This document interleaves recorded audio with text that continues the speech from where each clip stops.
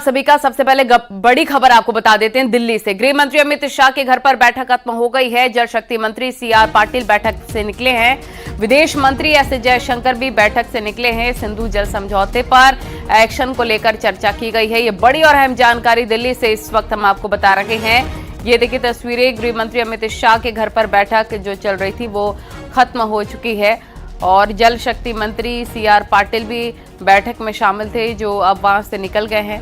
विदेश मंत्री एस जयशंकर भी बैठक से निकले हैं। सिंधु जल समझौते पर एक्शन को लेकर चर्चा की गई है। ये बड़ी और अहम जानकारी, ज्यादा जानकारी देंगे हमें दिल्ली से हमारे संवाददाता पवन गौड़। पवन, क्या जानकारी मिल रही है मीटिंग के बाद? कौन से बड़े फैसले, क्या मंथन हुआ है? देखिए, 2 दिन पहले जो कैबिनेट कमेटी ऑन सिक्योरिटी की बैठक हुई थी प्रधानमंत्री की अध्यक्षता में, उसमें पाकिस्तान पर बड़े सैंक्शन लगाने को लेकर फैसला हुआ था। उसमें एक बड़ा फैसला था इंडस वाटर ट्रीटी को सस्पेंड करने को लेकर। तो ऐसे में किस तरह से इस इंडस वाटर ट्रीटी को सस्पेंड करने के बाद में जो पानी होगा सिंधु नदी का, उसको कैसे रोका जाएगा, कैसे उसको डाइवर्ट किया जाए, किस तरह से इस पूरी प्रक्रिया को किया जाएगा, उसको लेकर लगातार चर्चा चल रही थी। कल भी जो मंत्रालय है जल संसाधन मंत्रालय, उनके मंत्री सीआर पाटिल ने अपने तमाम अधिकारियों के साथ बैठक की थी और इसके बाद में आज गृह मंत्री अमित शाह के साथ में बैठक हुई है। उसमें सीआर पाटिल के अलावा विदेश मंत्री एस जयशंकर भी थे और इस पूरे जो पूरा एक तरीका है किस तरह से इंडस वाटर को रोका जाए, सस्पेंड किया जाए और उसको रोककर किस तरह से उस पानी को डाइवर्ट करना, क्योंकि आप पानी को नॉर्मल कहने से आप नहीं रोक सकते, उसकी पूरी प्रक्रिया कैसे होगी, किस तरह से डैम्स का निर्माण करना है, किस तरह से रिजर्वायर्स को तैयार करना है, उन सब बातों को लेकर आज चर्चा हुई। उसके अलावा मैं आपको एक और बात बता दूं कि ये सिर्फ जो है सरकार, ऐसा नहीं है कि इंडस वाटर ट्रीटी को लेकर सरकार ने अभी फैसला लिया हो, उसके अलावा रावी, चिनाब या झेलम को लेकर भी जो पानी, तमाम भारत का जो पानी है वो पाकिस्तान में चला जाता था, उसको लेकर भी सरकार कई साल पहले से कई सारे फैसलों पर लेकर काम कर रही है। अगर बात करें तो कृष्ण गंगा पर हाइड्रोलिक प्रोजेक्ट सरकार ने 2018 में कमीशन किया।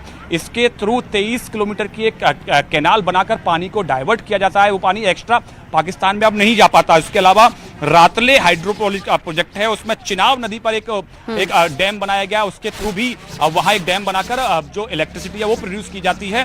उसके साथ साथ बात करें तो तुलबुल नेविगेशन प्रोजेक्ट, शाहपुर कुंडी डैम, उसके अलावा उच्च मल्टीपर्पज प्रोजेक्ट, ये सब 5 से 6 प्रोजेक्ट पर सरकार पिछले 7-8 साल से पहले से काम कर रही है। जो रावी, चिनाब या झेलम का जो पानी है, जो पाकिस्तान में चला जाता था एक्स्ट्रा पानी, जो कि भारत के हिस्से का पानी था, उसको रोककर पहले भारत के काम आए, उसको ऐसे कई सारे प्रोजेक्ट पर सरकार पहले से काम कर रही है। और अब जब पहलगाम में इतना बड़ा आतंकी हमला होता है, 27 जो हमारे नागरिक हैं उनको मार दिया जाता है, उसके बाद में अब सरकार ने इंडस वाटर, और ये बड़े फैसले जरूरी भी हैं पाकिस्तान के खिलाफ एक्शन लेने के लिए। पवन, बहुत शुक्रिया आपका विस्तार से जानकारी देने के लिए। जम्मू कश्मीर में आतंकवादियों पर एक्शन शुरू हो गया है। पहलगाम हमले में शामिल आतंकी आदिल के घर बुलडोजर एक्शन हुआ है, जबकि दूसरे संदिग्ध आतंकी आसिफ शेख के घर पर सर्च ऑपरेशन चलाया गया। इस दौरान वहां पर संदिग्ध चीजें भी दिखी हैं। सुरक्षा बल के जवान पीछे हटे और ब्लास्ट हो गया। इस धमाके के बाद आसिफ का घर मिट्टी में मिल गया। देखिए,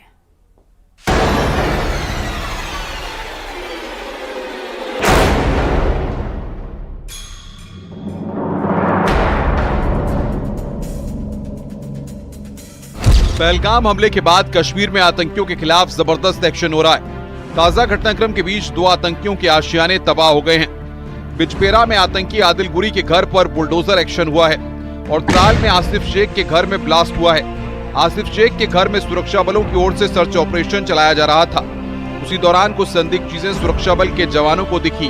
जवान फौरन घर से बाहर निकले और थोड़ी देर में वहां ब्लास्ट हो गया। कमरे के अंदर हम यहाँ पर हैं, जो धमाका जब हुआ तो कैसे परखच्चे यहाँ पर उड़ गए, ये तस्वीरें बयां करती हैं कि कितना खतरनाक एक्सप्लोजिव यहाँ पर रखा था। और जहां तक इस इलाके की पूरे की बात है, त्राल वही इलाका है, जाकिर मूसा का इलाका है। बुरहान वानी भी यहाँ से ताल्लुक रखा था, जिसके मौत के बाद यहाँ पर आतंकवाद को फिर से पनपाने की कोशिश की गई। जाकिर मूसा था और उसके बाद बहुत और अन्य जो काडर थे आतंकवादियों के, वो यहाँ पर पनपे। और अब आसिफ यहाँ पर यहाँ से ताल्लुक रखता था। हालांकि घर वालों से हमने बात की है, इसकी बाइट अभी हम थोड़ी देर में भेजेंगे। इनकी बहन का कहना है पिछले 3 साल से आसिफ अपने घर पे नहीं आया था। सेना को और खुफिया एजेंसी को पिछले 3 साल से उसकी तलाश थी और इसकी खुद की बहनें हैं। सोचिए कितना जघन्य इन आतंकवादियों का माइंडसेट होता है। खुद 3 बहनें हैं। बड़े एक्शन की तस्वीरें सामने आ रही हैं। बुलडोजर एक्शन और धमाके से आतंकियों का घर जमींदोज हो गया है। आतंक के मंसूबे मिट्टी में मिला दिए गए हैं। बताया जा रहा है कि आतंकी के घर कुछ विस्फोटक रखे थे। सर्च ऑपरेशन के दौरान ये धमाका हुआ। सूत्रों के मुताबिक जो आतंकी आसिफ है वह पाकिस्तान में अपनी गतिविधियां चला रहा है। पाकिस्तान स्थित आकाओं की मदद ले रहा है। 2018-19 के बीच वह पाकिस्तान गया था और फिर वह लौटा था करीब 1 साल पहले के आसपास, और उसके बाद वो अपनी गतिविधियां यहाँ से चला रहा था। तो यह बड़ी कार्रवाई है। इसमें फिलहाल उसका घर तो जमींदोज कर दिया गया है, लेकिन जो धमाका कैसे हुआ इस बात की यहाँ पर तफ्तीश चल रही है। पहलगाम की बैसरन घाटी में पर्यटकों के कत्लेआम के बाद सुरक्षा बल लगातार आतंकियों का पता लगाने में जुटे हैं। ऑपरेशन के दौरान संदिग्ध आतंकी आसिफ शेख के घर में धमाका हुआ और दूसरे आतंकी के घर बुलडोजर एक्शन। आगे भी सुरक्षा बल कार्रवाई में जुटे हैं और पहलगाम के गुनहगारों को मिट्टी में मिलाने का संकल्प ले चुके हैं। Bureau report, news 18।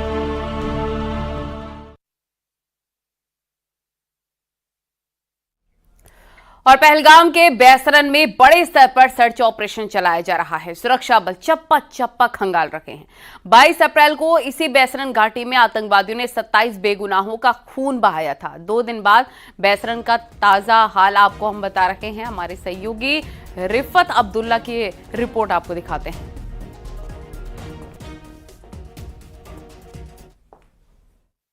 मैं हूं इस वक्त पहलगाम के फॉरेस्ट्स में ग्राउंड जीरो पर, जहां पे मैसिव ऑपरेशन चलाया जा रहा है।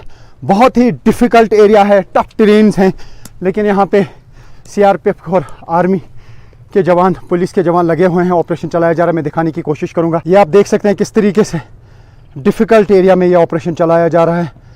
काफ़ी दूर यहाँ पे एरिया है और अब यहाँ पे सीआरपीएफ और पुलिस की मज़ीद टुकड़ियाँ पहुँच रही हैं। ये रेनफोर्समेंट है और आप देख सकते हैं किस तरीके से रेनफोर्समेंट बुलाई जा रही है और इस पूरे जंगली एरिया को घेरे में लिया गया है। कॉर्डन सर्च ऑपरेशन बड़े पैमाने पे चलाया जा रहा है। हाँ, जो मिलिटेंट ने ये अटैक किया है वो कहीं से उनको भाग निकलने का मौका ना मिले, इसलिए इस तरीके की घेराबंदी उन डिफ़िकल्ट एरियाज़ में है जहाँ पे सिक्योरिटी फोर्सेस की कम प्रेजेंस रहती है। लेकिन आज जगह जगह पे नाके लगा दिए गए हैं और ये पहाड़ी एरिया जो है आप देख सकते हैं किस तरीके से इसको घेरा गया। जितने भी इस सीआरपीएफ के यहाँ के लोकल यूनिट्स हैं, आर्मी के लोकल यूनिट्स हैं, उनको यहाँ पे डिप्लॉय किया गया है और हर तरफ से घेराबंदी कर दी गई है। और ये आप देख सकते हैं कि इन दुश्वार गुजार रास्तों से चलते हुए सीआरपीएफ, पुलिस और सेना के जवान इस ऑपरेशन में लगे हुए हैं, क्योंकि ये एक बड़ा अटैक है। ये एक ऐसी घटना है जिसकी हर साइड से निंदा की जा रही है। यहाँ पे चप्पे चप्पे पे आर्मी, सीआरपीएफ और पुलिस को लगा दिया गया है। बहुत मुश्किल हो रहा है इन पहाड़ों पे चढ़ना, क्योंकि स्टीप बहुत ज़्यादा है, यानी डिफ़िकल्ट, दुश्वार गुजार रास्ते हैं, दुश्वार गुजार माउंटेन्स हैं। लेकिन सीआरपीएफ के जवान और भारतीय सेना के जवान यहाँ पे इस ऑपरेशन को अंजाम दे रहे हैं और न्यूज़ 18 इंडिया है रियल ग्राउंड ज़ीरो पे, क्योंकि दुनिया की नज़र, पूरे मुल्क की नज़र इस ऑपरेशन पे है कि आखिर इतनी बड़ी घटना कैसे अंजाम दी गई और जो इसमें मुलव्वस हैं उनके ख़िलाफ़ क्या कार्रवाई की जाएगी, उन्हें क्या सज़ा दी जाएगी, इस पे सबकी नज़र है। लेकिन भारतीय सेना के साथ साथ सीआरपीएफ के जवान आप देख सकते हैं किस तरीके से मुस्तैद हैं, इस ऑपरेशन को अंजाम दे रहे हैं।